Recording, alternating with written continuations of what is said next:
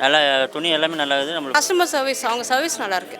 Price கொஞ்சம் அஃபோர்டபுளாக இருக்கும். கலெக்ஷன் வைஸுமே நல்லாயிருக்கும். Velavan stores, Usman road, T Nagar, Chennai மற்றும் தூத்துக்குடி. தித்வா புயல் தற்போது தென்மேற்கு வங்கக்கடல் மற்றும் அதனை ஒட்டிய வட இலங்கை பகுதிகளில் வேதாரண்யத்திலிருந்து தென்கிழக்கே 110 கிலோமீட்டர் தொலைவிலும், காரைக்காலிலிருந்து தென்கிழக்கே 150 கிலோமீட்டர் தொலைவிலும், புதுவையிலிருந்து தெற்கு தென்கிழக்கே 250 கிலோமீட்டர் தொலைவிலும், சென்னையிலிருந்து தெற்கே 350 கிலோமீட்டர் தொலைவிலும் நிலை கொண்டுள்ளது. இது மேலும் வடக்கு வடமேற்கு திசையில் நகர்ந்து நாளை 30 நவம்பர் அதிகாலை தென்மேற்கு வங்கக்கடல் பகுதிகளில் வட தமிழகம், புதுவை மற்றும் அதனை ஒட்டிய தெற்கு ஆந்திர கடல் பகுதிகளுக்கு அருகே நிலவக்கூடும்.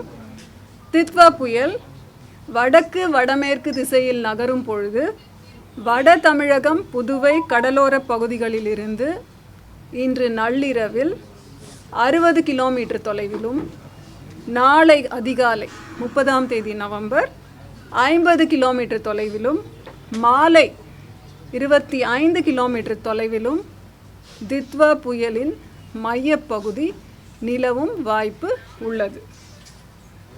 இந்த புயலின் காரணமாக தமிழகம், புதுவை மற்றும் காரைக்கால் பகுதிகளுக்கான மழை எச்சரிக்கை என்று பார்த்தால், அதிகனமழை எச்சரிக்கை 5 மாவட்டங்களுக்கு தரப்பட்டுள்ளது. கடலோர மாவட்டங்கள், டெல்டா மாவட்டங்கள், நாகப்பட்டினம், மயிலாடுதுறை மற்றும் கடலூர், விழுப்புரம், செங்கல்பட்டு, காரைக்கால், புதுச்சேரி. ஆரஞ்ச் அலர்ட் 13 மாவட்டங்களுக்கு விடப்பட்டுள்ளது. சென்னை, திருவள்ளூர், காஞ்சிபுரம், ராணிப்பேட்டை, திருவண்ணாமலை, கள்ளக்குறிச்சி, சேலம், பெரம்பலூர், அரியலூர், திருச்சிராப்பள்ளி, தஞ்சாவூர், திருவாரூர் மற்றும் புதுக்கோட்டை. தமிழகத்தின் அநேக இடங்களிலே மழை பெய்யும். மிதமான மழை வரை, கனமழை பொறுத்தவரை ஒரு 6 மாவட்டங்களுக்கு எச்சரிக்கை தரப்பட்டுள்ளது. இப்போது 3:30 மணி அளவில் பார்த்தீர்கள் என்றால், காரைக்கால் ஐஎம்டி அப்சர்வேட்டரி காரைக்காலில் 13 சென்டிமீட்டர் மிக கனமழை பெய்துள்ளது. நாகப்பட்டினத்திலே 11 சென்டிமீட்டர் மழை பதிவாகி இருக்கிறது. காலை 8:30 மணிலிருந்து இப்பொழுது 3:30 மணி வரையிலான மழை அளவு இது நாகப்பட்டினம் மற்றும் காரைக்காலிலே. நாளை 2 மாவட்டங்களுக்கு, அதாவது திருவள்ளூர் மற்றும் ராணிப்பேட்டைக்கு அதிகனமழை, கனமழையிலிருந்து மிக கனமழை, ஓரிரு இடங்களில் அதிகனமழை பெய்யும் வாய்ப்பு இந்த 2 மாவட்டங்களிலே இருக்கிறது. அதனாலேயே நிர்வாக அடிப்படையிலே இந்த 2 மாவட்டங்களுக்கும் ரெட் அலர்ட் விடுக்கப்பட்டுள்ளது. ஆரஞ்ச் அலர்ட் 9 மாவட்டங்களுக்கு, சென்னை, காஞ்சிபுரம், செங்கல்பட்டு, வேலூர், கிருஷ்ணகிரி, திருப்பத்தூர், திருவண்ணாமலை, விழுப்புரம் மற்றும் தருமபுரி மாவட்டம். 1ஆம் தேதி படிப்படியாக மழை குறைந்துவிடும். அதனால் திருவள்ளூர் மாவட்டத்திற்கு மட்டும் கனமழை எச்சரிக்கை தரப்பட்டுள்ளது. ஏனைய மாவட்டங்களில் லேசானது முதல் மிதமான மழை பெய்யும் வாய்ப்பு இருக்கிறது. தரைக்காற்றை பொறுத்தவரை இந்த கடந்த 2 நாட்களாகவே நமக்கு தரைக்காற்று வீசிக்கொண்டிருக்கிறது. பதிவுகளும் இருக்கின்றன. சென்னை மற்றும் ஏனைய கடலோர மாவட்டங்கள் அனைத்திலுமே தரைக்காற்று 40லிருந்து 60 கிலோமீட்டர் வேகத்திலே பதிவுகள் நமக்கு கிடைத்திருக்கின்றன. இப்பொழுது அடுத்த 2 நாட்களுக்கு கூட 29ஆம் தேதி நவம்பர் டெல்டா மாவட்டங்கள் மற்றும் அதனை ஒட்டிய மாவட்டங்களுக்கு, கடலோர மாவட்டங்களுக்கு, புதுவை மற்றும் காரைக்கால் பகுதிகளுக்கு பலத்த தரைக்காற்று மணிக்கு 70 முதல் 80 கிலோமீட்டர் வேகத்திலும், இடையிடையே 90 கிலோமீட்டர் வேகத்திலும் வீசும் வாய்ப்பு உண்டு.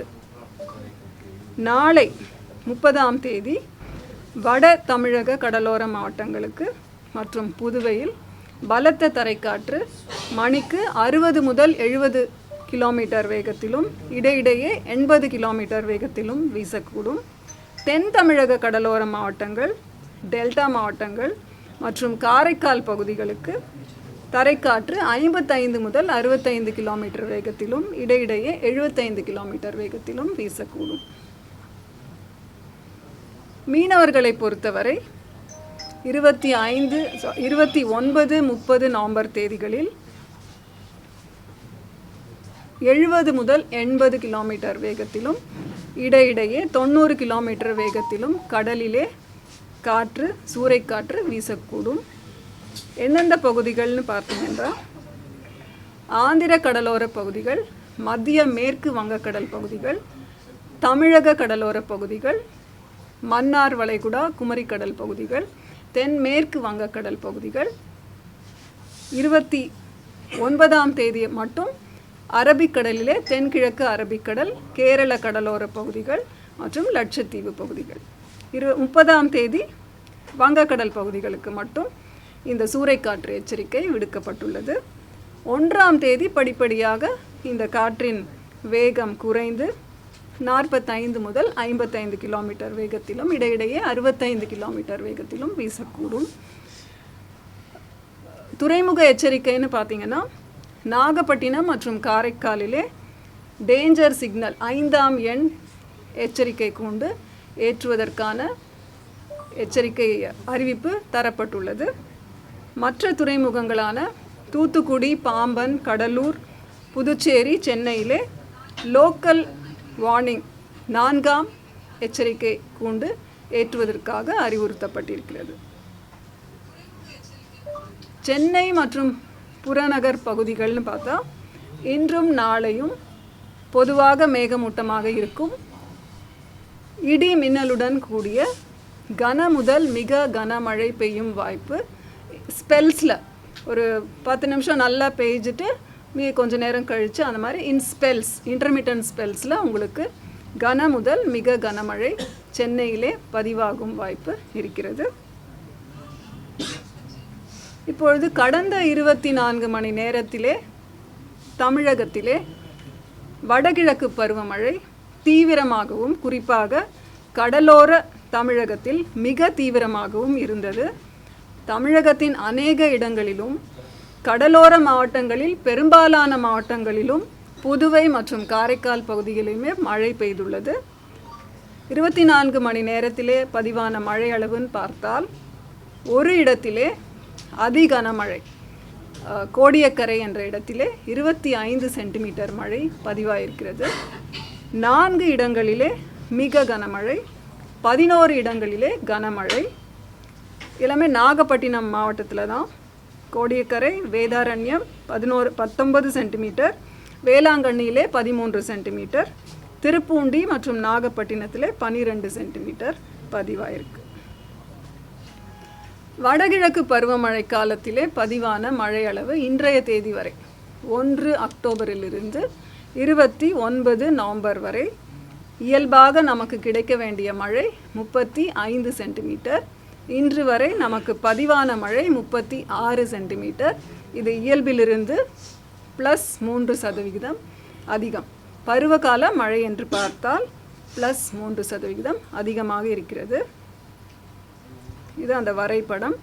பெரும்பாலான மாவட்டங்களில் நமக்கு இயல்பு மழை கிடைத்திருக்கிறது.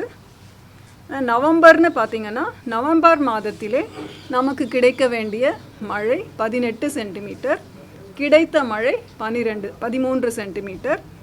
பெரும்பாலான உள் மாவட்டங்களில் மற்றும் வட மாவட்டங்கள் இயல்பை விட குறைவாகத்தான் பதிவாயிருக்கிறது. தமிழ் அப்டேட் அவ்வளோதான். சென்னையை பொறுத்தவரை கன முதல் மிக கனமழை பெய்யும் வாய்ப்பு உண்டு. இன்றைக்கு இரவிலிருந்து நல்ல ஸ்பெல்ஸ் கிடைக்க வாய்ப்பு இருக்குது. இப்போது 10 கிலோமீட்டர் மணிக்கு 10 கிலோமீட்டர் வேகத்தில் இப்பொழுது நகர்ந்து கொண்டிருக்கிறது. கரையை தொடும் வாய்ப்பு இல்லை. கடலோர பகுதிகளிலே அதன் மையப்பகுதி நிலவுவதற்கான வாய்ப்பு உண்டு. மழை நம்ம இன்றைக்கு மாலையிலிருந்து இரவு வாக்கிலே இந்த ஸ்பெல்ஸ் ஆஃப் ரெயின் எதிர்பார்க்கலாம். காற்றோட வேகம் எந்த இடத்துல அதிகமாக பதிவாயிருக்கு? நம்ம விண்ட் ரெக்கார்டர் எந்த இடத்துல பொறுத்திருக்கோம் தமிழ்நாட்டில்? தமிழ்நாட்டில் வந்து நம்ம சென்னையில் ஒன்று இருக்குது, ஏடபிள்யூஎஸ் ஆட்டோமேட்டிக் வெதர் ஸ்டேஷன்ஸ் நிறைய போட்டிருக்கோம். அதில் எண்ணூர் போர்ட்டில் தான் இன்றைக்கி காலையில் 40 km/h பதிவாயிருக்கு. மற்றபடி பாம்பனிலே 60 km/h பதிவாயிருக்கு. கடலூர், நாகப்பட்டினம், இந்த மாதிரி மோஸ்ட்லி கடலோர அப்சர்வேட்டரிஸில் எல்லாமே நமக்கு தரைக்காற்று 40 to 60 km வரைக்கும் பதிவுகள் கிடைத்திருக்கின்றன. அதாவது எப்போவுமே புயல் வந்து நம்ம எதிர்பார்க்குற அதே நேரத்தில் அது கரையை ஒட்டி இருக்கும்னு சொல்கிறது ஒரு சேலஞ்ச் தான். ஒரு அளவுக்கு நம்ம வந்து இப்போ இருக்கிற நிலைமையை வைத்து நம்ம ஃபோர்காஸ்ட் தரோம். அதனால் இன்றைக்குலிருந்து மழை சென்னைக்கு எதிர்பார்க்குறோம். மற்ற நகர்வு வந்து நாளை மாலையிலிருந்து அது வீக்கன் ஆகிறதுக்கு சான்ஸ் இருக்குது. அதாவது காற்றின் திசை மற்றும் வேகத்தை பொறுத்து கூட உங்களுக்கு வர மழை அதிகமாக இருக்கும். அதனால்தான் கன முதல் மிக கனமழை எச்சரிக்கை தரப்பட்டுள்ளது சென்னைக்கு. கரையை கடக்க நம்ம சொல்லலை இதுவரைக்கும். கடலோர பகுதிகளிலே நிலவுவதற்கான வாய்ப்பு. அதாவது ட்ராக்கை வச்சு நான் உங்களுக்கு சொல்கிறேன்.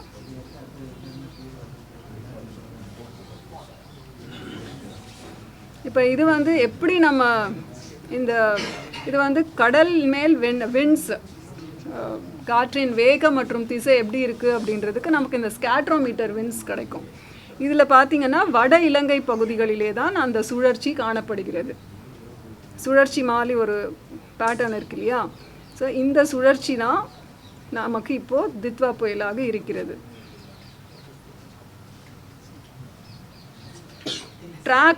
ட்ராக்கில் பார்த்திங்கன்னா இப்போ அந்த கருப்பு கலரில் போட்டிருக்கோம் இல்லையா? இதெல்லாம் வந்து அதாவது அது எந்த பாதையை தேர்ந்தெடுத்ததோ அதற்கான குறியீடுகள். சிகப்பு கலரில் போட்டிருக்கிறது இனிமேல் வரக்கூடிய பாதை குறித்த ஒரு பதிவு. இது ஃபோர்காஸ்ட். ஸோ அப்படி பார்த்திங்கன்னா நம்ம 30ஆம் தேதி காலையில் அது புயல் என்ற அந்த ஒரு வலுவோடு நகர்ந்து வடமேற்கு திசையில் நகர்ந்து 30ஆம் தேதி அதாவது நாளை மாலை 5:30 மணி வாக்கிலே அப்போது கூட புயலாக இருந்து பின்னர் 30th 1ஆம் தேதி டிசம்பர் வரைக்குமான காலகட்டத்தில் அதன் வலு டிப்ரெஷனாக, அதாவது காற்றழுத்த தாழ்வு மண்டலமாக அதன் வலு குறைய வாய்ப்பிருக்கிறது. அப்போதான் அது வந்து கடலோரத்திலிருந்து மிக நெருங்கிய ஒரு தொலைவில், அதாவது 25 km தொலைவிலே இருப்பதாக ஒரு கணிக்கப்பட்டிருக்கிறது.